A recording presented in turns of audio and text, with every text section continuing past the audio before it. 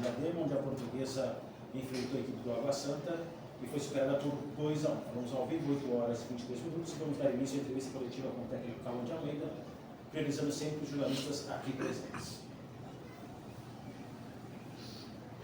Olá, boa noite, Marins do Governo Chamuza. Hoje, do meu ponto de vista, o Água Santa deu um nó tático na Portuguesa. Não sei se isso se deve, claro, à primeira partida que foi transmitida, uma das únicas partidas da Série D transmitida até aqui, e foi muito bem estudado. Depois do primeiro gol do Água Santa, a Portuguesa sentiu muito emocionalmente. Como é que você pode explicar um pouquinho desse jogo da Portuguesa e também dessa queda de rendimento um pouquinho fora de casa também? Boa noite a todos. A Portuguesa foi, até o gol, a equipe teve mais proposta de jogo, a equipe teve mais quantidades de chances criadas. Logo antes de sofrer o primeiro gol, nós temos uma chance muito clara com o Cristiano. Tivemos 2 ou 3 bombadas que erramos o último passe. Então, assim, eu discordo plenamente da sua análise. Fizemos até sofrer o gol um jogo muito interessante. Sim, aí eu concordo. Ao sofrer o gol, sim, nós sentimos o gol, que a gente tinha domínio do jogo.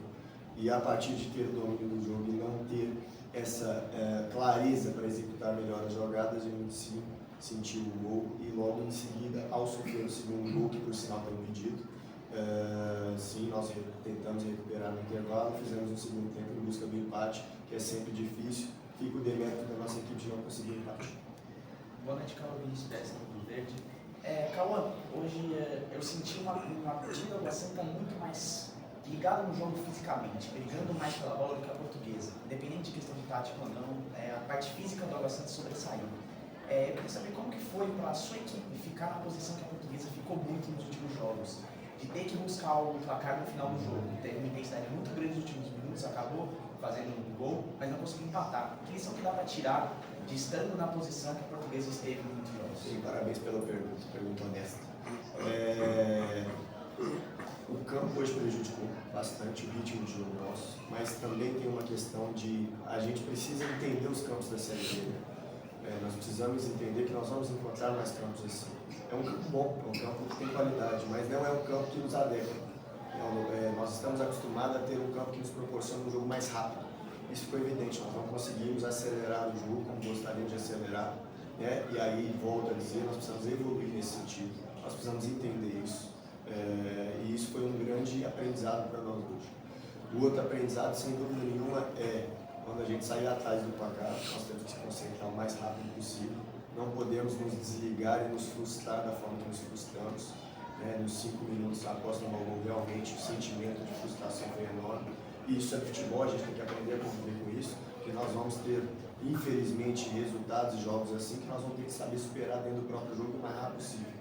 Então, estamos na 3ª rodada, e esses aprendizados de início são muito importantes. Boa noite, Cauã. Ricardo Veras, pelo Voz da Luz e o Jogo em Pauta. Existem momentos numa partida que são decisivos.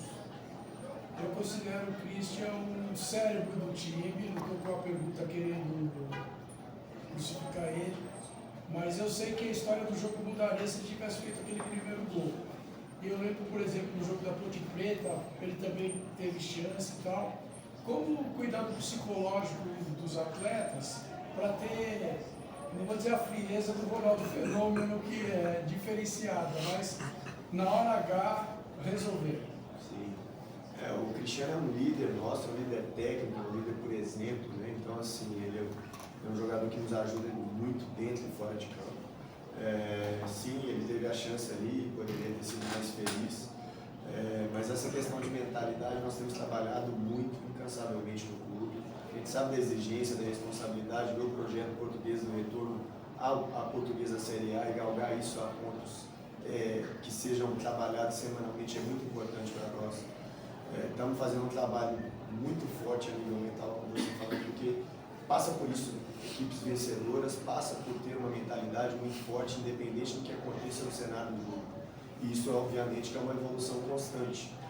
Então, que sirva de aprendizado esse jogo de hoje, que nós possamos ter concentração elevada para aprender a lidar com esse cenário de jogo, e volta a dizer, vão voltar a se repetir e a gente precisa lidar melhor com isso.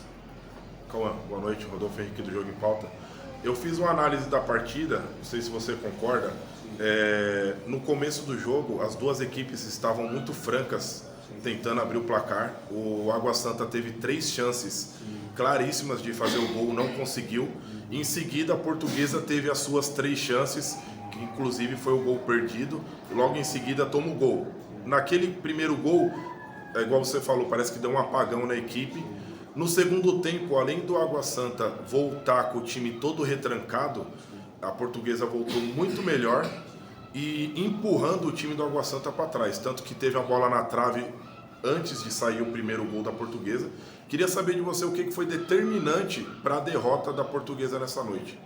Mais uma vez, elogio sua pergunta, uma pergunta muito competente, uma pergunta que mostra imparcialidade, uma pergunta que mostra competência e muita parte técnica. Parabéns. Acho que os 3 primeiros chances criadas pelo Água Santa, a gente tentou propor o jogo, e o Água Santa, obviamente, ia esperar. É uma equipe que, mesmo jogando em casa, sabia da nossa qualidade para propor e controlar o jogo. E o Sérgio Guedes percebeu isso e investiu num jogo de transição, e a gente já esperava isso. Obviamente que um jogo de transição a gente não pode estar sempre preparado para isso, né? Depende de onde você vai errar o passe, o local do campo, como. Então, assim, são coisas que a gente tenta controlar. Uma equipe dominante, ela tenta controlar a transição defensiva, mas passa também muito ali pela questão de duelo, pela questão de calcular, às vezes, uma abordagem.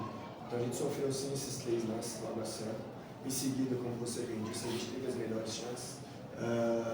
No segundo tempo, era natural, né, que o Água Santa baixasse o bloco.